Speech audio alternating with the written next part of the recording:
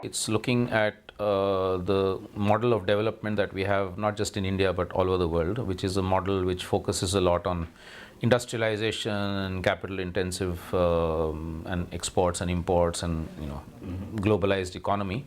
And what we have found in many parts of the world, and in India where we've done research on this extensively, is that this model of development doesn't really benefit people, especially poor people, and it destroys the environment. So in the long term, it's actually unsustainable. You can't keep doing this kind of model of economic growth and development.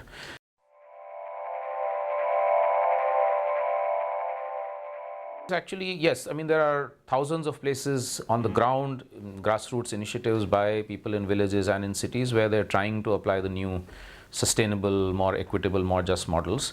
But these are still small compared to the dominant economy and the dominant politics. So basically, these are sort of counter currents to the dominant trend. And we can't say that it's successful at a wide level yet, but they provide the possibilities for future success.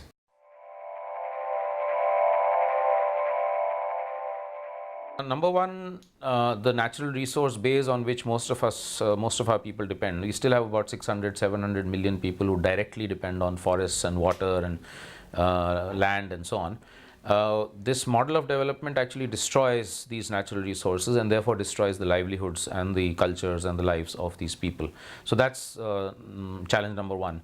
The second challenge is that it is very unsustainable. If you look at the amount of forest destruction or the amount of water use, for instance, in India now there's a very severe water crisis all over the country. And this is leading to conflicts on the ground between people. In fact, they say that the Third World War globally might actually be about water scarcity. You're already seeing that happening in India and other parts of the world. So that's the second major issue, that we're running out of natural resources. And at the end of the day, we all depend on nature for our life. The third major problem is that it causes a lot of displacement of people and dispossession of people. So for instance, in the last maybe 50 years, about 60 million people have been displaced, physically uprooted from their areas for mining and dams and industrialization and things like that.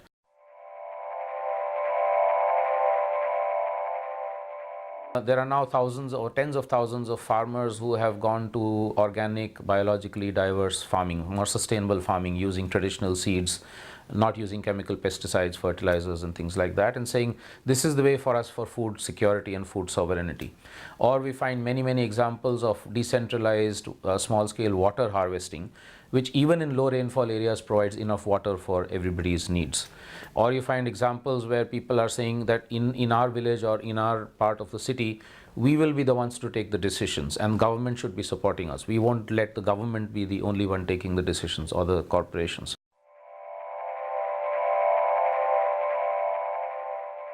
A different kind of education system is absolutely essential for creating the kind of changes that we want. It should be an educational system which first of all tells us that we are part of the environment. Environment is not part of us. We are part of the earth. We are part of nature. And we are therefore responsible for the rest of nature. It's an education that should be teaching us that we have to be responsible to other people, not just me and myself and selfie, but actually be responsible for other people, other communities, other cultures, to be open to other cultures and not closed in and be racist and ethnic closed and so on. So I think education is absolutely essential, but we need a different model.